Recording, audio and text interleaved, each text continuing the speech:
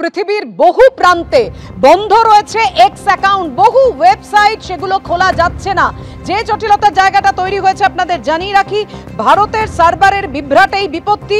X account, chat GPT এগুলো সমস্ত বন্ধ রয়েছে। খবর রয়টার্স সূত্রে পৃথিবীর বিভিন্ন প্রান্তে বন্ধ এক্স অ্যাকাউন্ট, খুলছে না বহু ওয়েবসাইট, প্রভাব পড়েছে ভারতেও। সার্ভারের বিভ্রাটেই বিপত্তি, এক্স অ্যাকাউন্ট, চ্যাট জিপিটি বন্ধ রয়েছে। খবর রয়টার্স সূত্রে।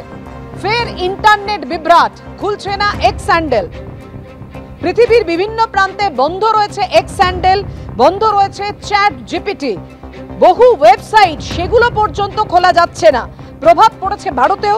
সার্ভারের বিভ্রাটে এই বিপত্তি ঘটেছে বলে জানা যাচ্ছে। এক্স হ্যান্ডেলও খুলছে না দীর্ঘ সময় ধরে, যার প্রভাব পড়েছে ভারতেও।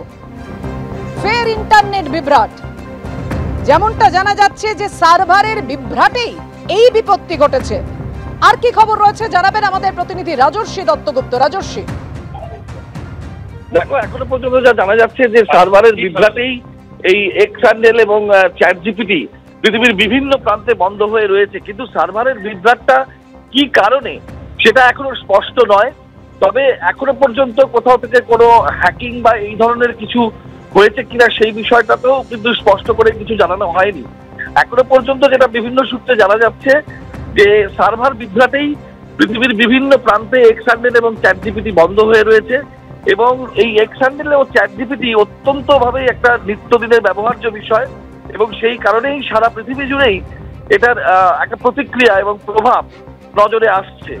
কত দ্রুত এটা স্বাভাবিক অবস্থায় ফিরবে সেইটা কিন্তু এখন এদের হেডকোয়ার্টারে যে সমস্ত সিস্টেম ইঞ্জিনিয়ার আছেন তারা চেষ্টা করছেন। এবং কিভাবে সার্ভারে এই বিভ্রাট হলো, কারণ পৃথিবী জুড়ে অসংখ্য অগণিত মানুষ এই চ্যাট জিপিটি এবং এক্স হ্যান্ডেল ব্যবহার করে থাকেন, নিত্যদিন ব্যবহার করেন, সর্বক্ষণ ব্যবহৃত হয়।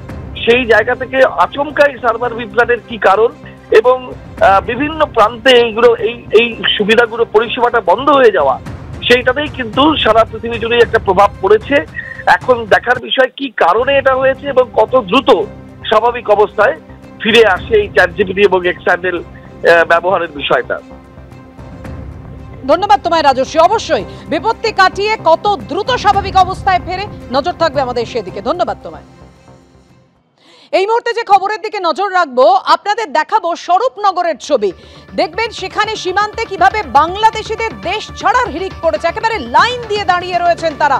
কেউ 7 বছর ধরে এদেশে রয়েছেন, কেউ 6.5 বছর ধরে রয়েছেন, এবং তাদের রেশন কার্ডও রয়েছে, কিন্তু নেই ভোটার কার্ড, আধার কার্ড। অথচ তারা রেশন পেয়ে যাচ্ছেন দিনের পর দিন। এভাবেই রয়েছেন তারা এই দেশে, এই রাজ্যে। আমরা এই 6.5 বছর আগে, 6.5 বছর আগে তখন পাসপোর্ট বা ভিসা, মানে আপনারা যেভাবে আসতে অনুপ্রবেশ করেছিলেন, পাসপোর্ট ভিসা কিছু নেই না। এখানে কাজ করতেন? হ্যাঁ। কোথায় থাকতেন? আমরা থাকতাম আটঘরা। আটঘরা? কোন আটঘরা? আটঘরা পূর্বপাড়া, রাজারহাট আটঘরাতে। আচ্ছা, এখন ব্যাপারটা হচ্ছে এখানে এই 6 বছর ধরে রয়েছেন, রেশনের চাল বা লক্ষ্মীর ভান্ডার রাজ্য সরকারের কোনো প্রকল্পের সুবিধা পেতেন? না, আমাদের রেশন কার্ডটা আছে, আমরা লক্ষ্মী ভান্ডার পাইনি। আচ্ছা, রেশন কার্ডে আছে, রেশনের মাল পেতেন, তাই তো? রেশনের মাল পাতাম। কোন জেলায় বাড়ি আপনার? আমাদের সাতক্ষীরা জেলা বাড়ি। এবিপি আনন্দ, এগিয়ে থাকে, এগিয়ে রাখে।